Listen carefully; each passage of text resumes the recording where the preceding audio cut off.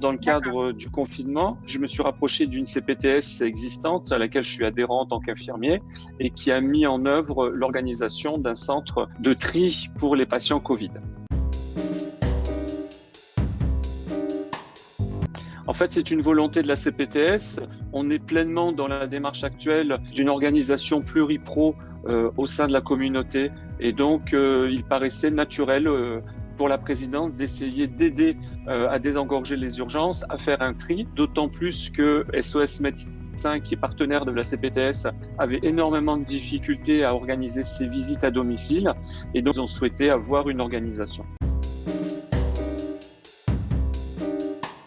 L'ensemble des professionnels de santé du terrain, le groupement SOS Médecins de la Garde qui regroupe plus d'une cinquantaine de médecins. C'est vrai que c'est une demande qui est venue de chez eux pour avoir un vrai lien avec les infirmiers libéraux.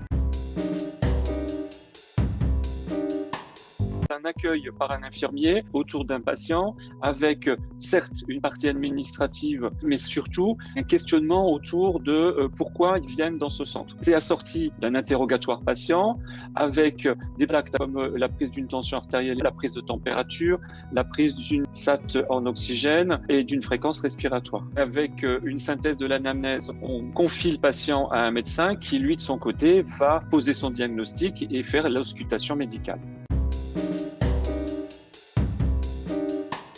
On a été 2 infirmiers à avoir été formés par un laboratoire local au prélèvement nasopharyngé.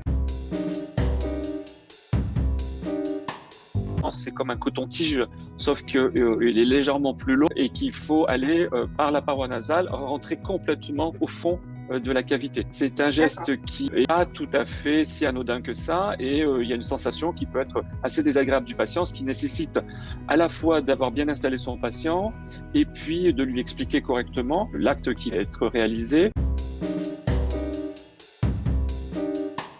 L'avantage d'utiliser peut-être une technique conversation hypnotique pendant ce temps-là, histoire de favoriser un petit peu cet acte.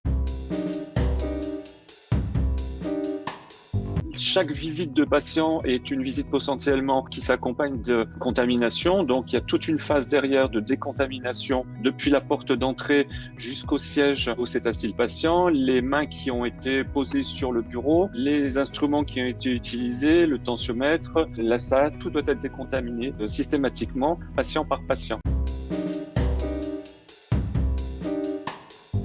Depuis plus d'une semaine maintenant, le centre est ouvert. On s'est posé la question d'une organisation en permanence. On est très réflexif dans cette organisation. Certains de nos confrères avaient des étudiants en stage actuellement.